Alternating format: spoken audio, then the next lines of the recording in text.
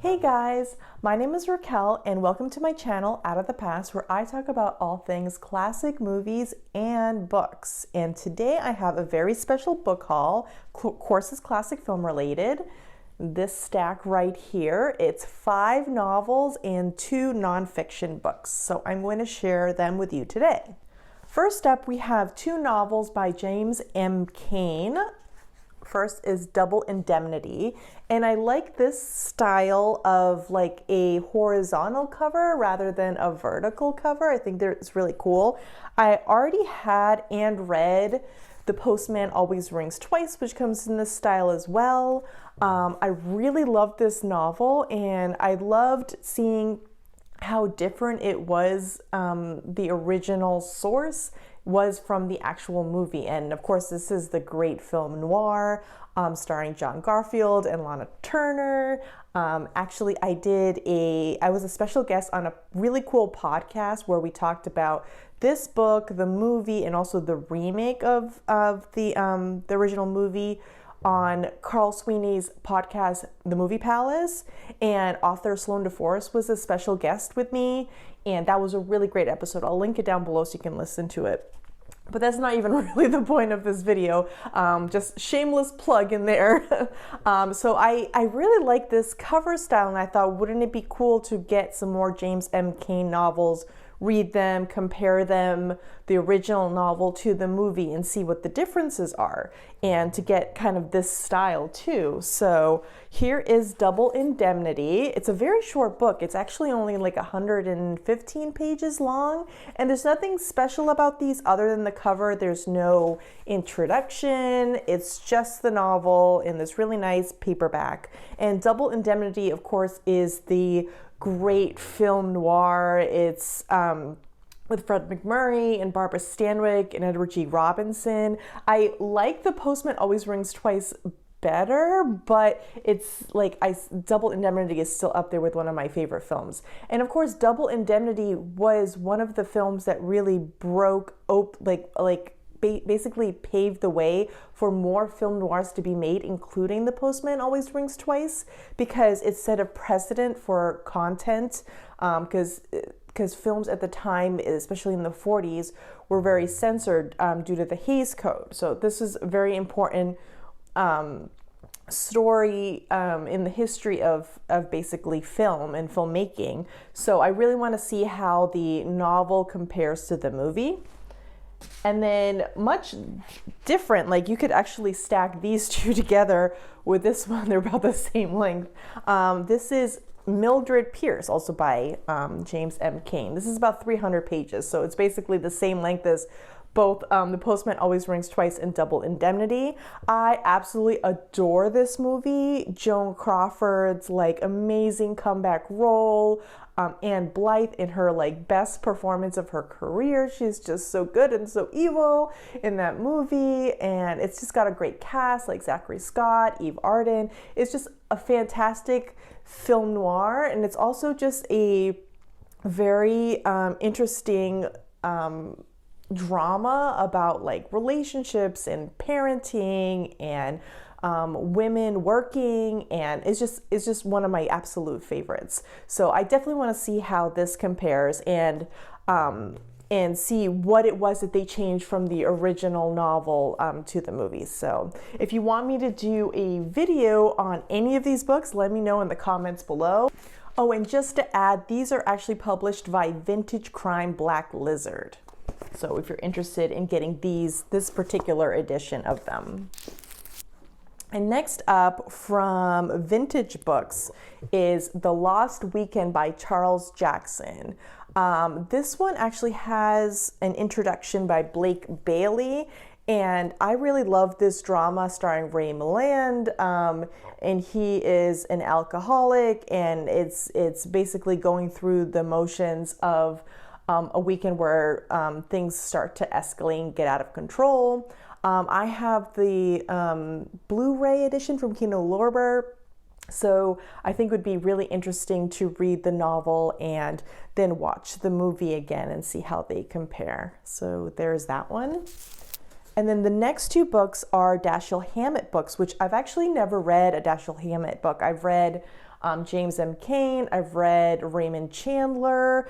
Chandler's books are really interesting to compare the book with the movie. And so I actually have a book about Dashiell Hammett, but I've never read Dashiell Hammett books. I've just seen movie adaptations of his books. So this will be a really interesting exercise, and just to get into the world of these detective stories and see and just compare what the book and the movie are like and how they're different. So the first one is, of course, The Maltese Falcon. I love this cover, and this is published by also Vintage Crime and Black Lizard, which published the James M. Kane. And I also have The Thin Man, so just to compare, it's a little shiny, just to compare the covers. They're kind of the same style. And let's see how long this one. This is about 215 pages, and of course this is the classic. This is considered too like one of the movies that started film noir. Of course, like Humphrey Bogart, Mary Astor, Sidney Greenstreet, and Peter Lorre, who are just so fantastic. They elevate literally any movie that they're in. And my boy Elijah Cook Jr., I love seeing him in a film. So this is just the classic. And I haven't seen The Maltese Falcon in a little while, so it would be really good to read the novel and then kind of like refresh on the movie. So this will be a fun, just project for me to do, kind of book and film comparisons, which I've mentioned like a million times in this video. And so the last novel is this one here, The Thin Man, which of course, like I love the Thin Man movies, especially the earlier ones.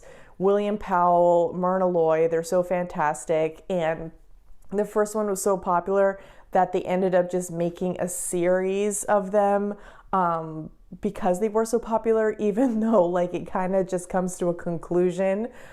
In the first one, so the Thin Man aspect of it doesn't actually make sense for any of the other ones. It's just, it becomes like a brand name essentially.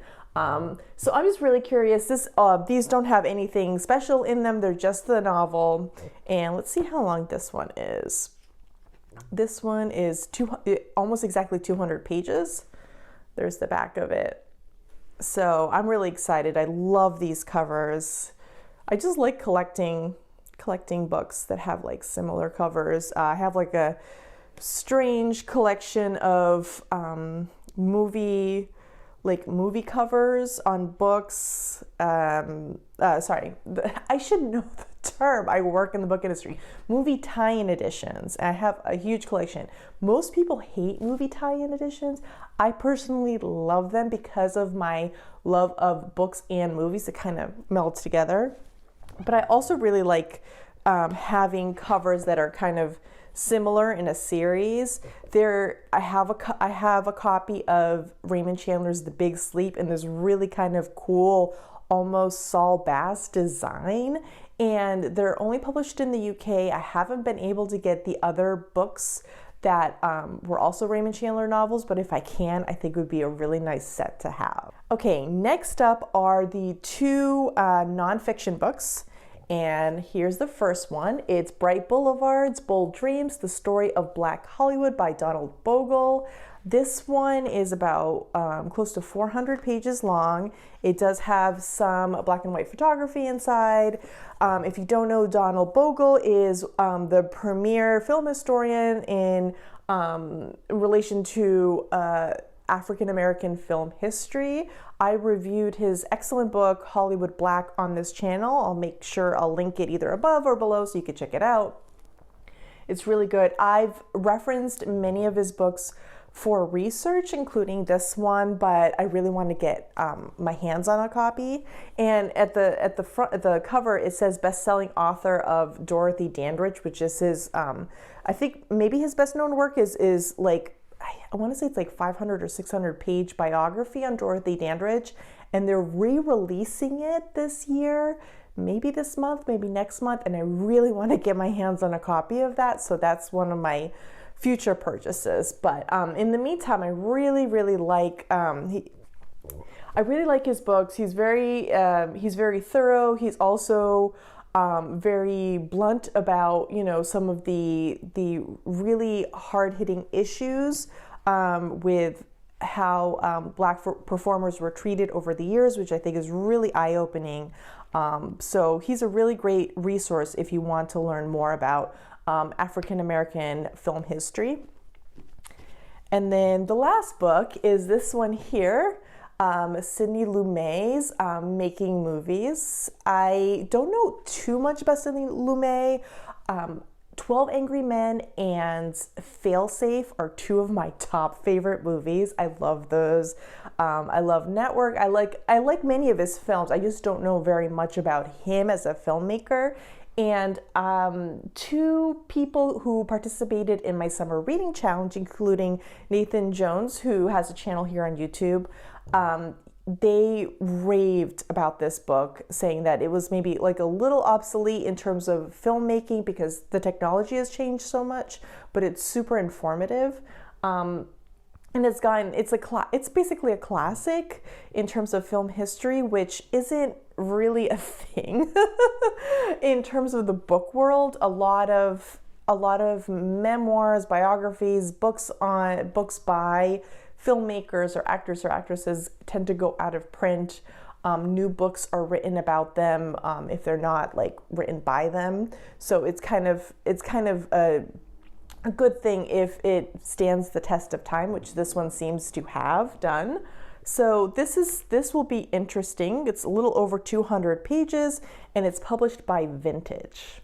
Well, that was my book haul. I hope you enjoyed it. If you've read any of these books or you've had your eye on them, please let me know in the comments below. And if you're interested in me reviewing any of these, especially doing like maybe a book to film comparison with the novels, please let me know. I'd love to hear your thoughts.